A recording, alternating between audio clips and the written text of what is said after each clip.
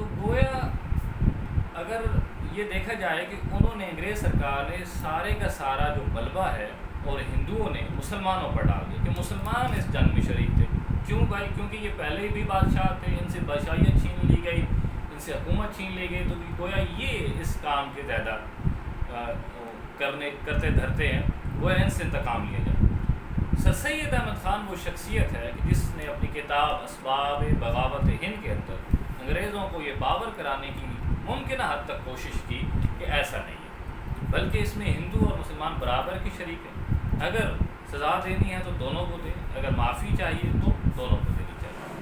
کافی حد تک انگریز سرکار، اور اس میں بجنور کا ایک واقعہ ہے کہ جس میں سر سید نے بہت سارے ایسے لوگوں کی جان بچائی انگریزوں کی، تو انہوں نے سر سید احمد خان کی بات کو سنا اور کافی حد تک معاملات ٹھنڈے ہوتے تھے.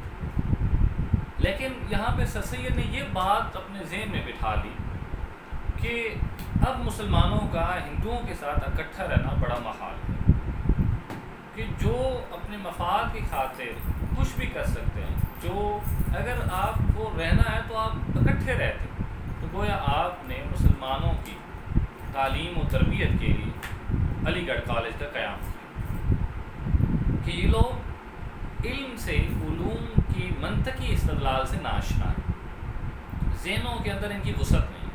تو آپ نے سائنٹیفک سوسائٹی کا قیام عمل میں لایا کہ سائنسی علوم پڑھے جائیں، اور تاکہ مسلمان کی جو نگاہ بصیرت ہے اور اس کی جو تجربات ہیں وہ وسیع ہو سکے. اس کے علاوہ آپ نے ایک بینچ تشکیل دیا جس کے اندر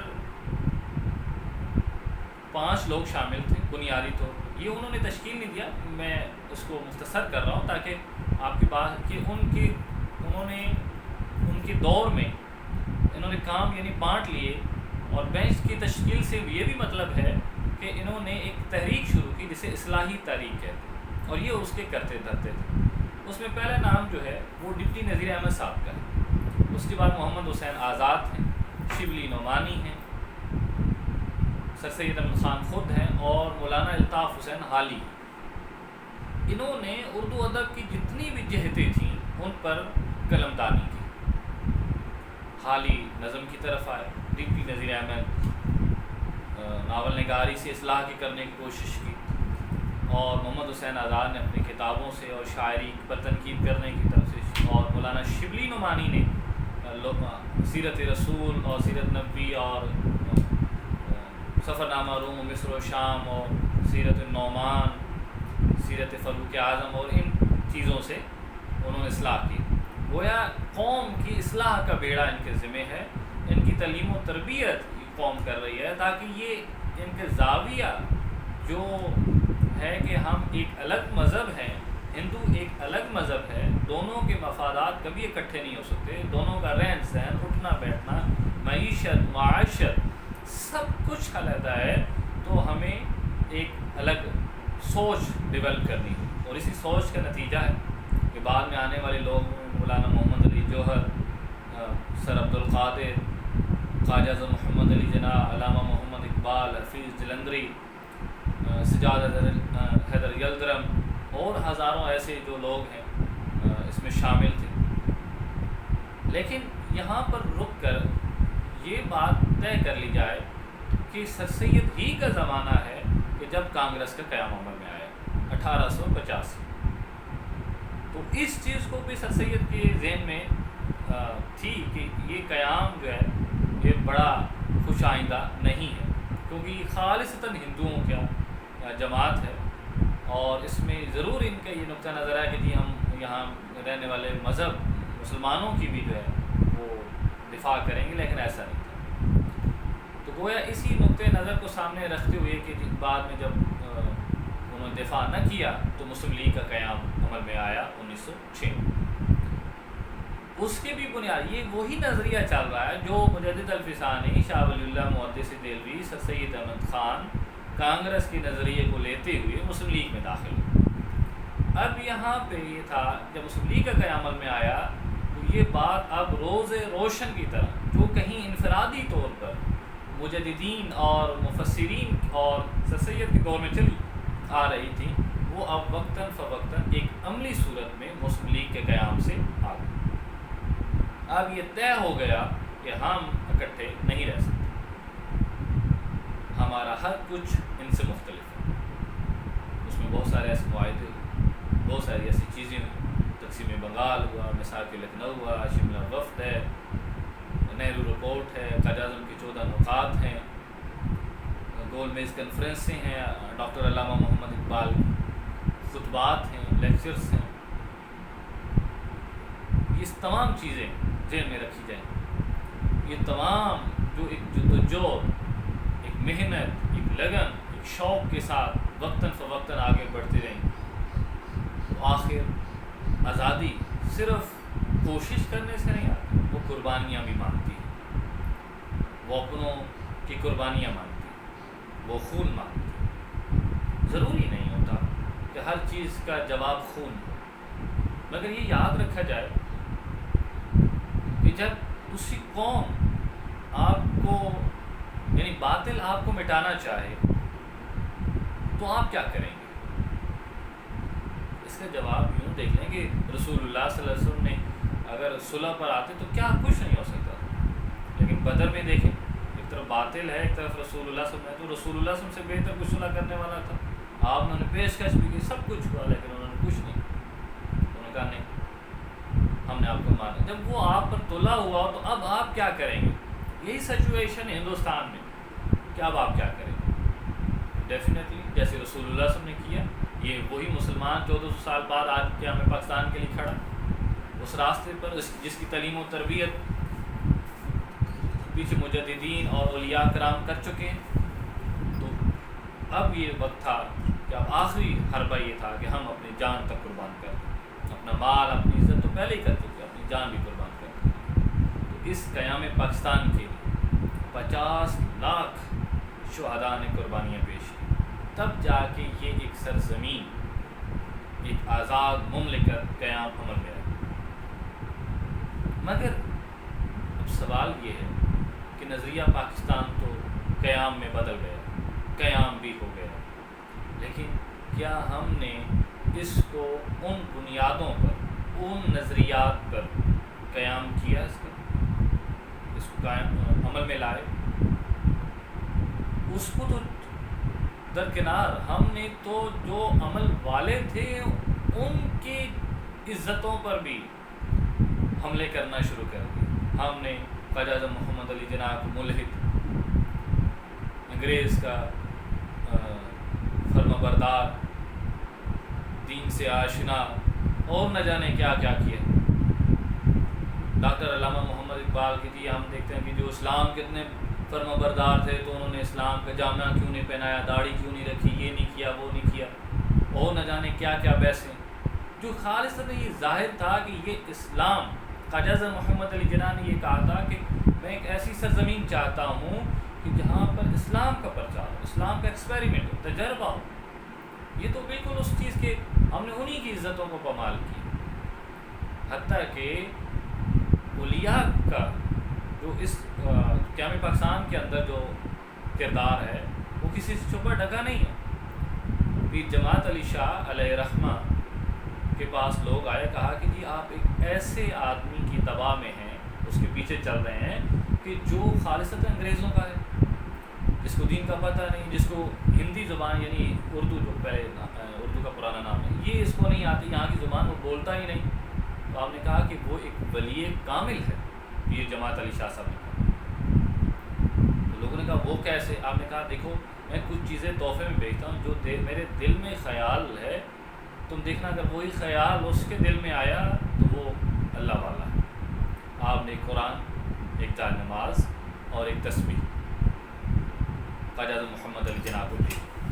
اب قائد اعظم محمد علی جناح نے وہ قرآن لیا اور کہا کہ پیر صاحب نے مجھے قرآن اس لیے بھیجا کہ یہ قرآن جو ہے یہ اللہ رب العزت کا قانون ہے۔ میں ایک ایسا قیام، ایک ایسی سرزمین جو بناؤں گا اس میں فقط اللہ کا یہ اصول، یہ قانون عمل میں آئے گا۔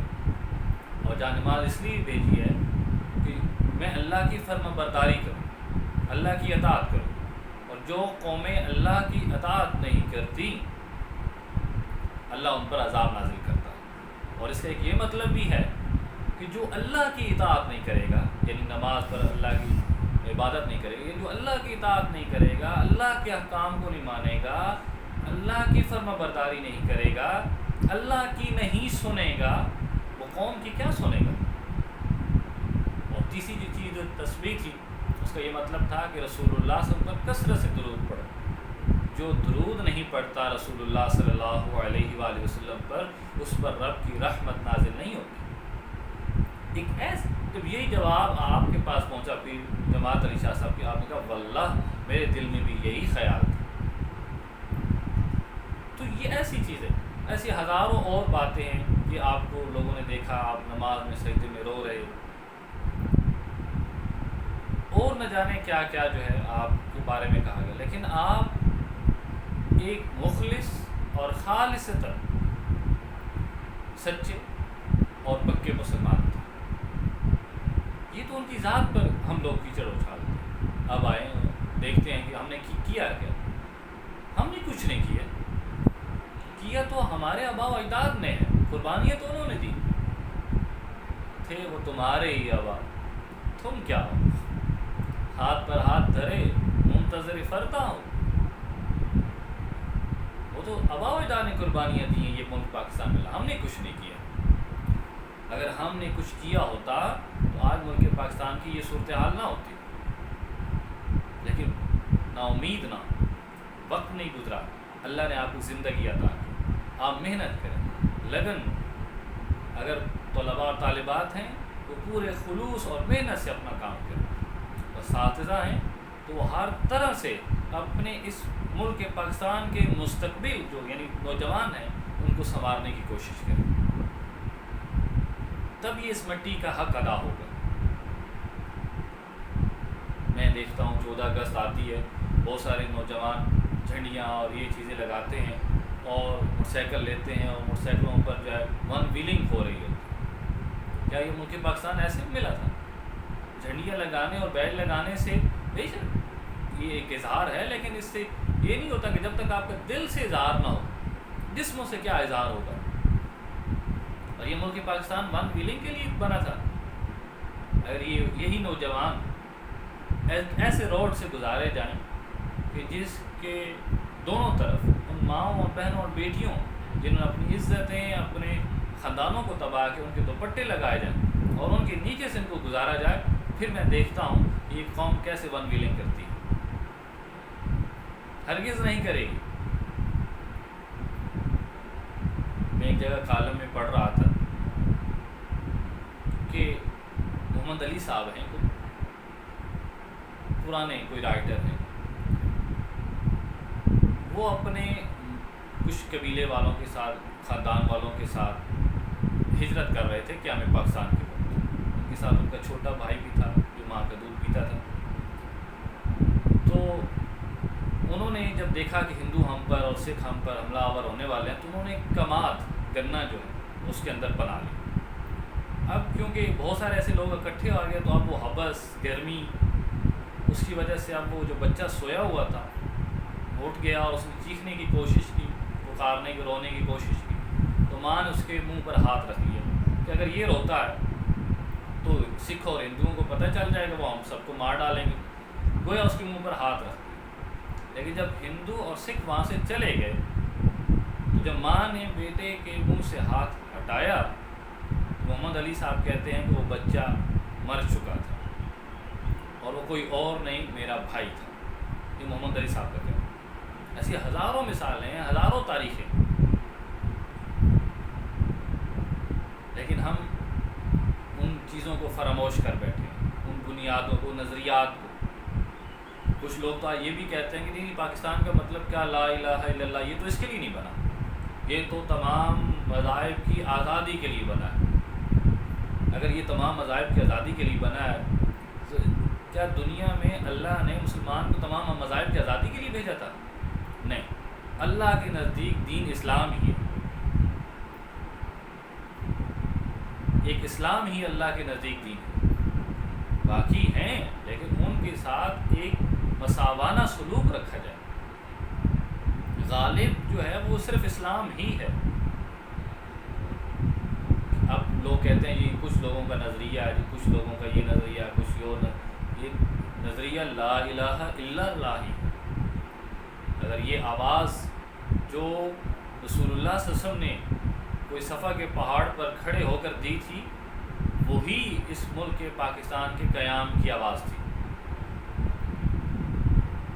اگر آپ اس سے پاکستان کا جو نام ہے اس پر بھی غور کریں تو پاکستان یہ ایک فارسی لفظ ہے، اور اس کو عربی میں پاک کو عربی میں کہتے ہیں طیبہ، ستان سین تے الف نون، اس کو عربی میں کہتے ہیں مدینہ، مدینہ طیبہ، پاکستان، پاک لوگوں کے رہنے کی جگہ۔ یہ تو بنا ہی رسول اللہ صلی اللہ علیہ وسلم کے شہر کے نام پر، اس لیے اسلام پاکستان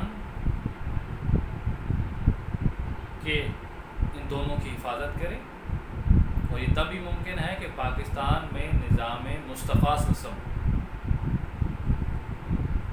اور جیسا کہ علامہ محمد اقبال نے اپنی شاعری کے اندر اور خواجہ اعظم محمد علی جناح نے اپنے خطبوں کے اندر یہ باور کرانے کی کوشش کی کہ پاکستان کا واحد حل اسلام ہے، اور اسلام کی یہ ایک تجربہ گاہ ہے، یہ اسلام ہی کے بل بوتے پر آگے پروان چڑھے گا۔ اور دوسری بات خواجہ اعظم محمد علی جناح نے یہ بھی کہی تھی کہ اس ملک کی سرکاری زبان اردو ہے،